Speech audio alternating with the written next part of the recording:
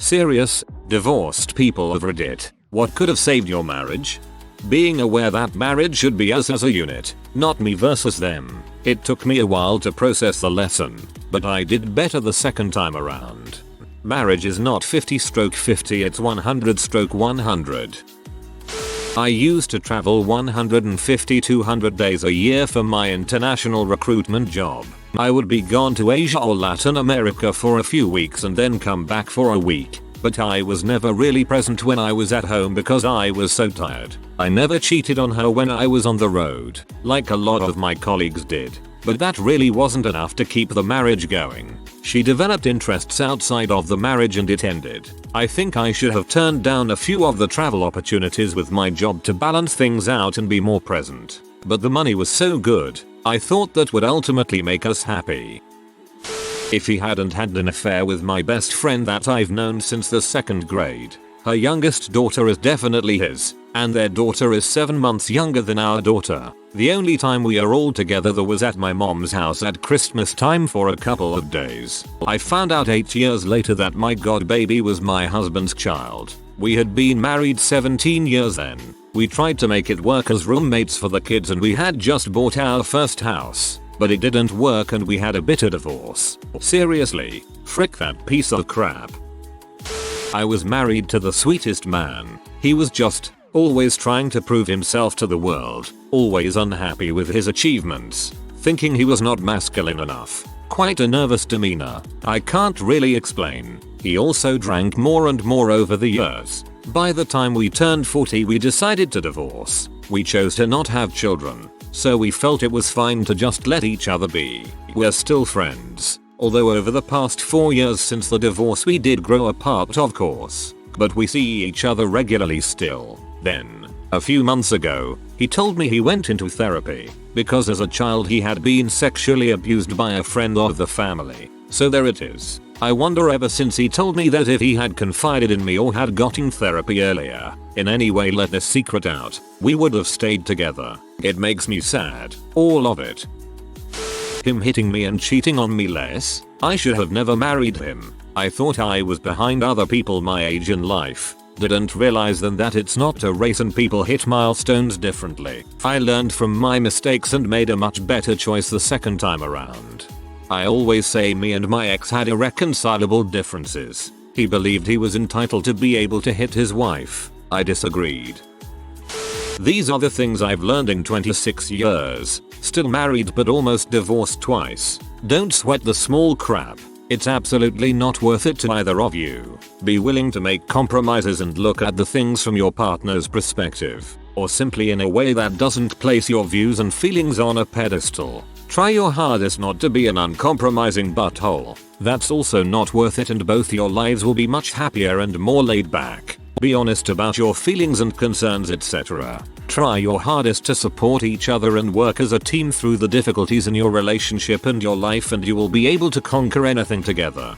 This is great stuff. I've only been married 14 years, together 18, and we've never had any problems. But we do all the things you've said. I would add, say thank you and please for the little things. Remember that within a relationship, peace is more important than justice.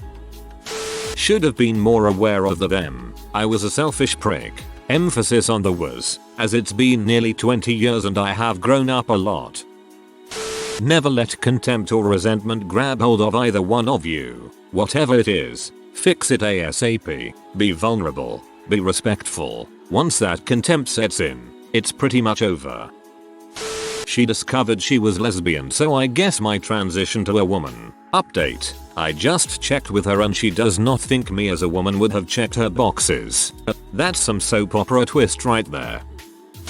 Better communication. I worked too much and didn't really listen to her when she indirectly said not to work so hard. She got fed up and left for someone else.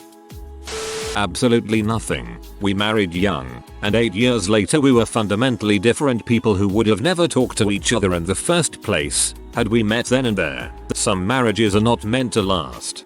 An acquaintance of mine refers to that as a starter marriage. Cynical, but true. Glad you have a healthy attitude about it. Nothing. We grew apart. It was, however, the most amicable relationship, marriage, childbirth and divorce that you could imagine, even 10 years later. Heck, I go to Spain and stay in their house. I'm best friends with my ex-father-in-law. We often holiday together, and they do the same when they come back to this country. Grown adults don't need to be bitter to split up. They don't need to be nasty to each other after parting. They don't need to avoid each other for the rest of their lives. And there doesn't need to be anything wrong for you to realize that, even after a decade and a kid, it just isn't working anymore. What wonderful clarity and sanity about relationships. It's a bit of an Ouroboros honestly. If I had stood up for myself and valued who I was and what I wanted more than the fear that he'd leave me and no one else would ever want me, I would have been a lot happier and more well adjusted. Then again, if I had been happier and more well adjusted, we probably never would have gotten together in the first place, or wouldn't have lasted very long if we had. Feel this in my bones. If you are reading this trying to save your marriage, here is my advice. Let them know that you appreciate them. If you are bad at showing it, maybe express that and work on it. More communication with me and less focusing on her family problems that she always tried to solve for them. My ex and I were together for 5 years. She was 29 at the end and I was 27. My ex's dad cheated on her mom 10 years ago, but they decided to stay together. However, they would never be able to make decisions on simple things like paying property taxes or the mortgage payment. As a result, every other month her parents always argued and end up threatening about leaving each other and whatnot, where my ex would then go over every day for a week to try to be the middle person and talk to them individually to calm the waters. Her sisters were ages 21, 23, 25 and all had bachelor's degrees with full-time jobs. However, they chose to never want to contribute for paying bills or anything. As a result, her parents paid their cell phones, internet, car insurance and her mom would cook for them. What caused everything to end was when my ex-parents wanted to buy a new house. They asked her siblings that live with her parents if they could co-sign on the loan. They all said no because they didn't want the responsibility. As a result, my ex volunteered to do it. I was supportive with the condition that her parents would charge her siblings rent of $500 to lighten the load on her parents for the mortgage and other bills. This all took place in Texas, so the $500 seemed reasonable. Her siblings said no and the parents refused to enforce that. However, her sisters loved to live this unrealistic life of having nice things, going out to eat, driving 30 miles for a coffee at some hipster coffee shop, and all bought new cars in the previous years. So clearly money was no issue. My ex said she couldn't make them do that and she would cover the mortgage payments if for some reason her parents couldn't pay. I told her I didn't agree with that. They shouldn't be buying a house in that case then if they can't afford. But my ex's reply was, I need to do this for my parents' relationship. At this point I knew that was her priority instead of our own relationship. Other thought, I never shared that story with people until now, but now I realized how miserable I was. If her doctor wasn't handing out opioid prescriptions left and right, why does a psychiatrist get to prescribe Norco? He had a midlife crisis and began to think he was better than anyone else, so the prick got himself a younger model. You would like her. She reminds me a lot of you. The most honest answer is that nothing could have saved it. The problems were too numerous and we were too young to make good decisions. However, if she had been able to hold down a job and had contributed to the home, maybe things would have gone differently. I think everything else would have destroyed us, but that was the ongoing issue that caused the most strife. If he would have 1. Gone to therapy and done the work, 2. Had regular, annual reviews of our finances and been willing to work with me on a financial plan, if his family would have noticed that they were working against me and our marriage when they supported his pathetic, man-baby behavior. They get it now that he's living with them. It annoys my wife who'd rather I just handle it, but I make it a point to tell her about every transaction that moves money between accounts. I know she doesn't care, but being disciplined about financial transparency is one of the reasons why we trust each other. The better question is now, would I want to have saved my marriage? We divorced very amicably and I don't look back on my ex with negative feelings. Around the time was a bit different. I did feel like a failure and was frustrated with them.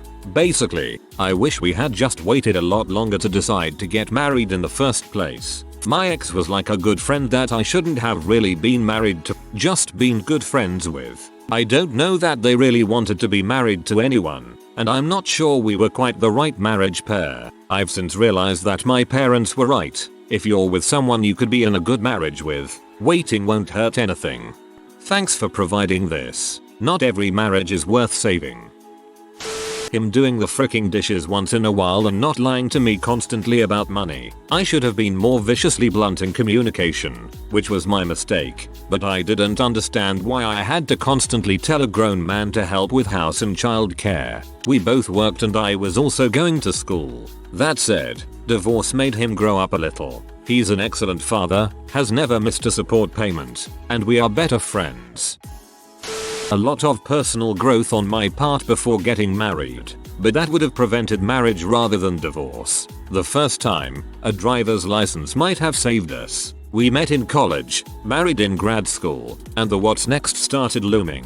He had a humanities PhD and was happy being a barista on an edge of town with no bus service, and he had no desire to learn to drive. Somehow that was the straw that broke the camel's back. I have to drive you to and from work every day because you just don't want to learn to drive yourself. Obviously the issues in the marriage were much more complicated, but I remember that argument being one of the last. The second one, not sure anything could have saved that. He had crippling insecurity that resulted in seeking validation from other women, and lying about everything he could conceivably lie about out of weird self-protection. He lied about making a sandwich for lunch when I knew we were out of bread. Found Tinder on his phone for the third or fourth time, just to make friends, and I was done. The third one, JK, hasn't happened.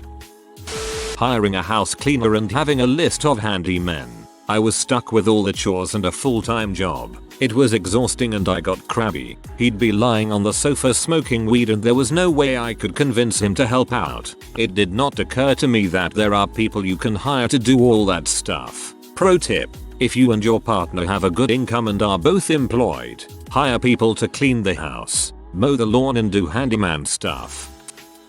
Being willing to go to therapy and also be as kind to my struggles as I had been to his, and also not allowing his parents interject in our marriage. Not saved my marriage, but saved me from marrying. The first time, knowing my own core values and understanding my partner's core values. My first marriage lasted nearly 10 years as we existed in parallel. As parents, our goals and more fundamentally, our values, never aligned. We were in our early 20s when we married and didn't know enough to have those discussions. We weren't really introspective enough to even define our own values. While there's always compromise in any relationship, I struggled with the compromises that infringed on my values. I realized this in couples therapy. My second marriage has a much stronger foundation. We both value education, learning, personal growth, community, and community service, integrity, adventure, authenticity and compassion. I feel very at peace in my relationship even though we are both driven individuals. We both turn toward each other when there are external stresses and we are committed to the relationship. We are open with each other and curious to know the other person. We admire and respect one another. It's quite nice. Better communication. Better active listening. Not putting video games or sporting events above me and our 2 kids. Keeping his dong out of other women. Not pushing for a swinger lifestyle. Not going through my phone because he thought I was guilty of the same things.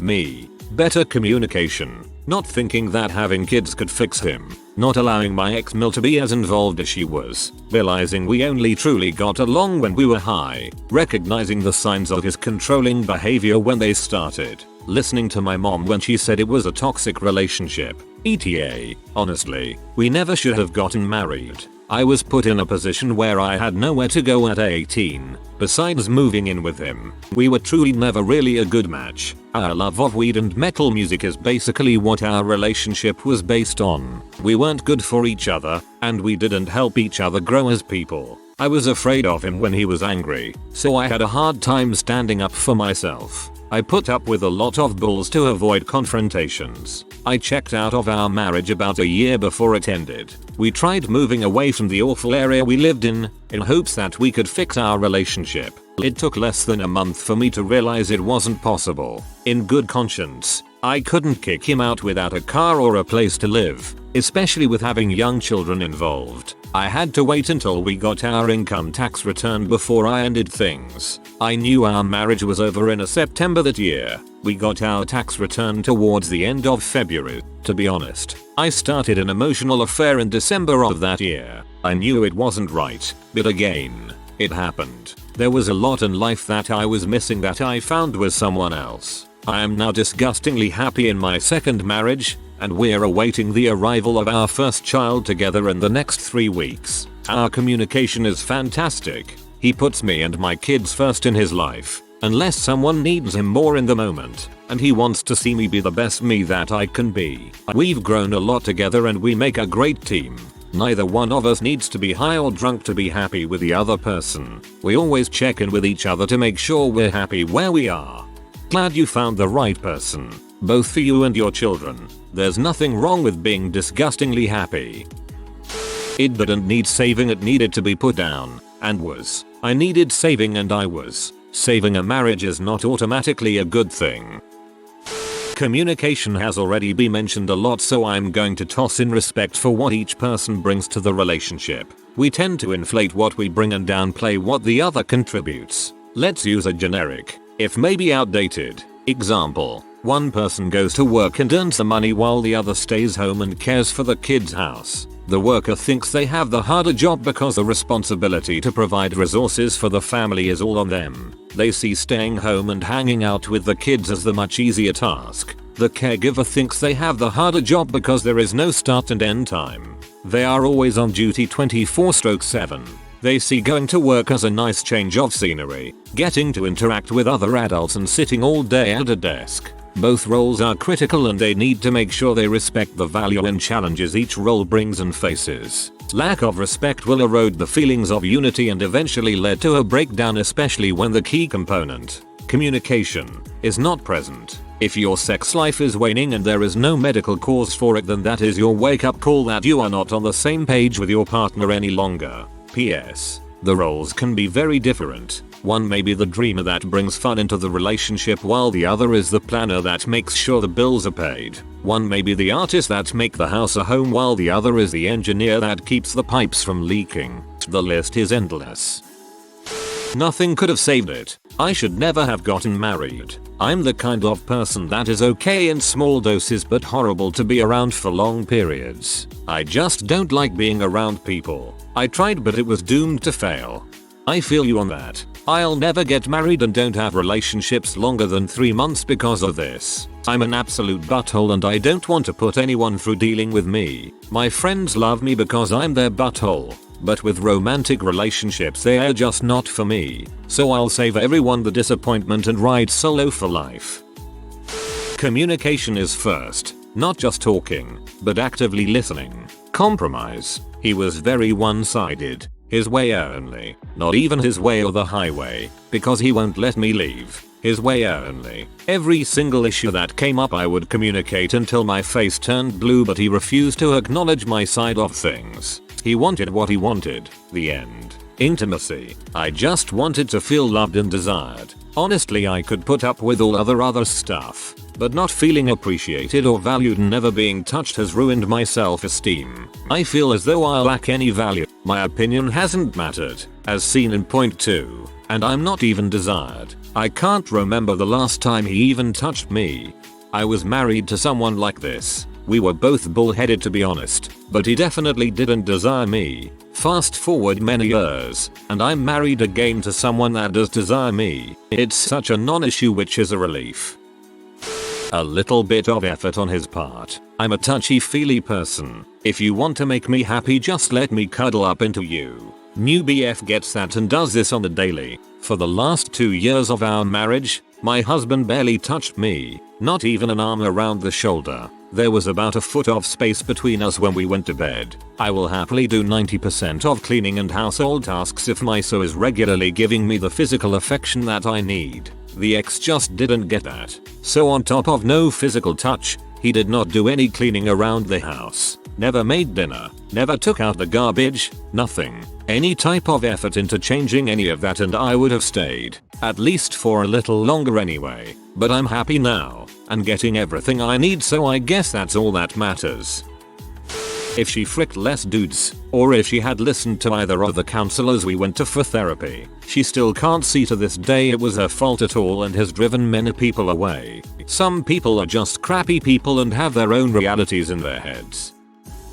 If we were committed to treating each other as the partners we were supposed to be, he didn't understand that he doesn't get final say just because he's older. Also, though it was likely not his intention, he wasn't super nice to me. He would talk down to me and treat me like my feelings don't matter. For years, I just took it. Mostly, I'd get upset and tell him I wasn't willing to be treated like this for my whole life, but then I wouldn't do anything more about it, and that's on me. I got to the point where I just didn't want to deal with it anymore. It was no longer worth it because after years of that, I no longer loved him. Sorry, the tenses are weird, we're actually going through it now and it's a lot. First, if she hadn't been an alcoholic. Second, if she hadn't been a sociopath con artist who stole my retirement and left me over $100,000 in debt. Okay, I need to see this documentary on oxygen. If I had stopped drinking and he kept a stable job. But honestly, we are both much happier now, so it was a good thing. I chose poly twice. I could blame my two former spouses, and both could certainly point their fingers at me. Few relationships involve one great partner and one bad one. Both parties usually contribute to the meltdown. But in the end, I picked these women. That's on me. I spent a significant amount of time solo after round 2, and I've learned a lot about what makes these kinds of women, and people in general, attractive to me. Now I avoid these types. I'm learning. Slowly, but learning.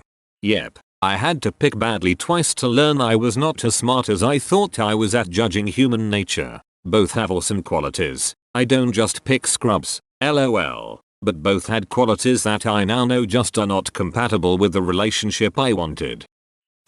I'm a child of divorced parents and my dad is trash. My mom isn't great either, but my dad is worse. Their marriage was bad, but the divorce and aftermath worse. We were thrust into poverty because my dad was the main breadwinner and he was cheap, so he didn't pay the child support properly. She spent too much money, so me and my sister never saw a dime of it if he did send it. If we had moved into a bigger house, I think we wouldn't have been fine. He refused to let us move to a bigger house in a nicer neighborhood, even within the same town. That sounds dumb, but we were in a less than 1000 SQFT. 2-bed 1-bath home with 2 parents, 2 kids and a big dog. A tiny kitchen with 1 countertop. School district was okay. I was bullied though, and I have a lot of trauma from that town.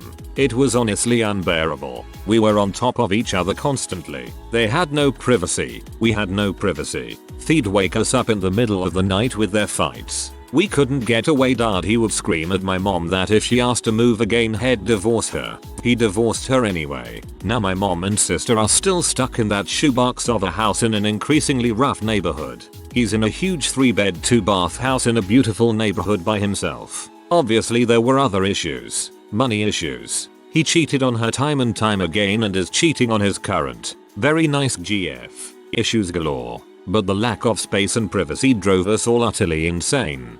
People in other countries have larger families in smaller spaces without incident, so there's more to harmonious living than personal space. It does sound like there were other issues that your father was a prick about.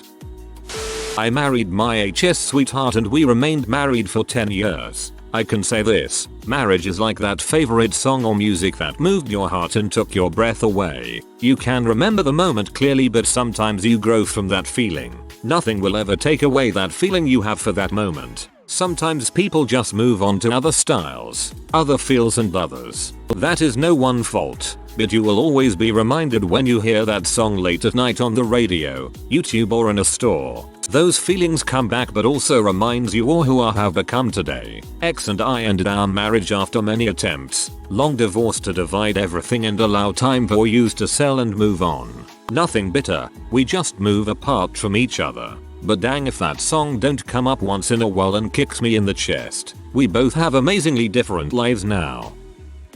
Her realizing that the things I experienced during my childhood weren't my fault and didn't make me crazy or less of a man.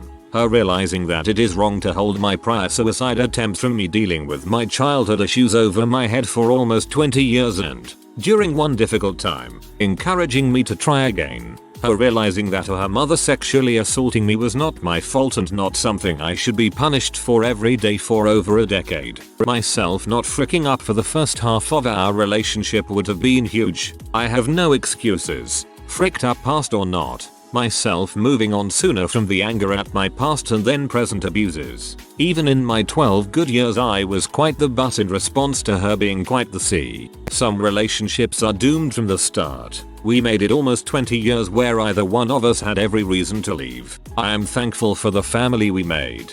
Holy fuck. Dude, that's rough. Crappy childhoods make it so difficult for any attempts at normal adulthood. Hope you have all the support, therapy, and care you deserve. When he listened to me the first 467 times I told him I needed more communication or it wouldn't work. Apparently divorce was the only thing that made that particular light bulb click for him. If you are new to the channel, you can subscribe. I publish new videos every day.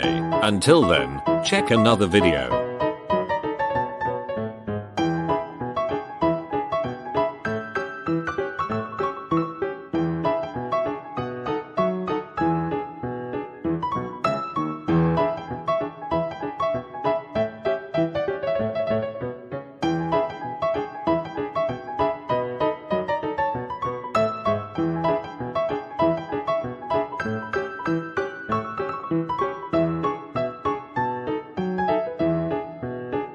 Bye for now.